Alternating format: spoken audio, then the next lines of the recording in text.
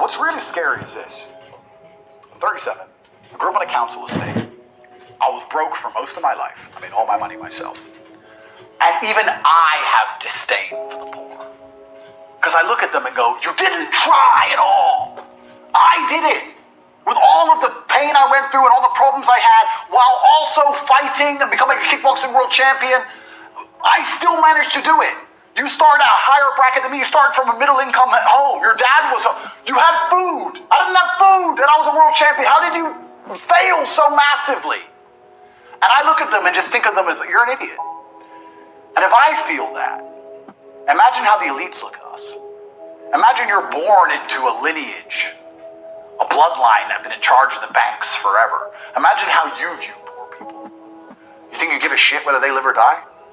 I'm talking about someone who's only been rich for 10 years. And when someone comes and complains to me about being broke, I'm like, oh, you're a dummy, you didn't even try. So imagine you were born filthy rich and your family's always been rich. And you're told about how your family's always controlled everything because you're smarter than everybody else.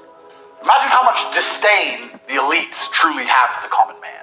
Most men are walking through life and they don't realize that it's constant competition. I was driving here. Even as I was driving here, I was looking out the window and I was looking at all these people just walking around. One of them had a fucking croissant. One of them was dressed like a dickhead because it's London. He thinks he fucking looks cool. He's a fucking moron. We've all seen them. Yeah, moron. Some of the dude just talking shit on the phone. Some other guy with headphones in, waiting to be fucking murdered, wouldn't even hear it coming. And all these NPCs, I'm just looking at them going, do they realize they're in endless, constant competition? Every single pound they want, someone else wants. Every single girl they want, someone else wants. There are people like me out here. I will destroy, you could get all 30 of them in a room and I will sit by myself and absolutely annihilate them in any single metric. And they're just sitting there just fucking floundering and wandering through life unaware of how competitive the world is. Well, and whinging how unfair it is. And how unfair it is. And this is my point. If the world is truly that competitive, you do not have time to be depressed because it's a non-competitive mind state. The reality of masculinity is controlling your emotions. This is the reality of being a man. They try and say that men should give in and it's okay to cry. I'm not saying you can never cry if something bad doesn't happen to you. I'm saying that the tenets of masculinity since the dawn of time have been, I was afraid, but I did it anyway. Yeah. This is the tenets of masculinity. Courage. Yeah. That's what courage is. Yep. I was afraid to storm the beaches of Normandy, but I did it anyway. I was afraid to stay on the Titanic, but I did it anyway. This is the whole tenets of masculinity. And now they're saying, oh, if you're afraid, just act afraid, be a pussy. Whenever somebody gives you their opinion on anything, listen to the opinion and then stop and look at who told it to you. Because you never want to adopt the thinking of somebody who you don't want to be. Because their thinking made them. So whatever they believe in their mind is why they are the person they are. So if somebody sits and says to you, you should be more humble. I sit and think, okay, it's my logical, this is how my brain works. He believes I should be more humble. That's how his mind operates. The closer my mind operates to his mind, the more likely I am to be like him. Who is he? And I'll look at the person who said that to me and say, no, thank you. No, sir, I refuse. Being humble, is that how you got to where you are? Is that how you got? No, you keep humble. I'll keep winning. You can give. Because most people who talk about humble, all they really want is to not be reminded of how they have failed. They don't want me to make it clear to them that they have failed. If you say to yourself, you know what? I'm reading all this shit on Twitter about drop shipping. Will it make money? Will it not? I don't know. But you know what? This weekend, I'm going to start a drop shipping company. If you actually say it, and then you're like, okay, well, I've said it now, so I have to do it. Saturday comes around. Even if you don't want to do it, even if you're not in the mood, whatever. But because you found the motivation to previously say it, and you're not the kind of guy who lies to himself, you're not a coward. Like, I'm not full of shit. I mean what I said. By the end of play Saturday, you might have a dropshipping company, or you'll at least know more, or you'll at least look into it. You might be making $100 a day. Who knows? It might change your life. So all you have to do is find the motivation to say things. I say to Tristan, yeah, I'm going to go on that train. I'm going to train 5 hours. If I said it, that was it. I had to do it because I couldn't live with myself knowing I was one of them bullshitters. You can be depressed for X, Y, Z, whatever. I'm not depressed. And I want the money you want, and I want the girl you want, and I want the status you want, and the car you want, and the house you want. And I'm going to get it, and you're fucking not. And that's the bottom line of life. If you gave that guy that stuff, he probably wouldn't be depressed anymore. Well, he'd get up off his ass and work then, doesn't he? And this is the point. He probably would, because he wouldn't have a direction in life. I think it's a very empowering message that you share. And, you know, I think if you can fix it with pills, you can probably fix it by going to the gym and doing all of these other aspects. But pills doesn't even fix it. Pills just numbs it. Masks it. Well, it's not a holistic way to treat it, is it? Whereas what you're saying is more so. Yeah, what I'm saying is you're playing a game, and it's a competitive game, and you need to build a mindset that allows you to be ultra competitive. And if you want to sit there and say, no, I want a non-competitive mindset, then fine.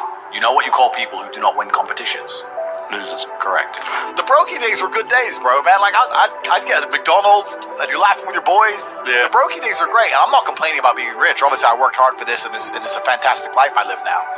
But I think without those brokey days, without those original days to compare it to, without that juxtaposition, then I don't think being rich would be fun at all. I think it's only fun because you can compare it to the days when you weren't rich. That's the only thing that makes it fun. The only thing that makes a $10,000 steak fun is that you can laugh saying how you never had 10 grand in your bank till you were 27 years old. Yeah. Like otherwise it's boring. Otherwise okay, steak. And I think if you're born with too much money, that you'll never truly be happy. I think you need the brokey days. They're the best days. Normalcy now is being psyoped from all angles. I feel like in the 1950s, a normal man was a winner. The normal man went to a normal job and had a normal family in a normal house and a normal car and a normal life. But I feel like the normal person now is two parents working, children being raised by the Matrix in school, being bombarded with propaganda, bills barely paid, depressed, angry, anxious, watching the BBC. I feel like normalcy has been changed from being a winner to being a loser. So now being normal is just losing in a way which is so familiar to the people around you are losing that you don't realize you've lost it all. Because everyone's losing. So you're like, oh, I'm just normal. No, you've all lost. You've all lost. None of you are free. You've all lost. And that's even more scary. You can't even be normal anymore. To be a winner, you have to be exceptional. You could be a winner as a normal person only 50, 60 years ago. Now the normal people can't even win. Because they're grinding down society that the bracket of normal is going further and further down. I got people all the time on Twitter tweeting me, yeah, Tate, you're the man, I'm the same. I'm like, you're not the same. I know that if I were to come up to you and say, all right, we're going to do this now, you'd have some excuse. So like, my words are absolutely sacred, especially to myself. And that's why I'm very careful with what I say, because like I said, if I threaten someone, even if I don't want to do it anymore, I have to do it. Because I won't lie to myself. I won't betray myself. And that allows you to start thinking a lot more carefully about what you say. Yes. Thinking a lot more carefully about what you say, you get a lot more direction and clarification on which direction your life is going. And it's just fulfilling your own word, man. I said I was going to be world champion over and over and over again. I was nervous to lose. Not because I was nervous to get knocked out. I was nervous I would look like a liar. I told everyone I was going to win. Oh, shit, yeah. I'm going to do this. I'm going to have this. When I picked up my Lambo, the best feeling about picking it up is that I told everyone for years I'm going to have a Lambo.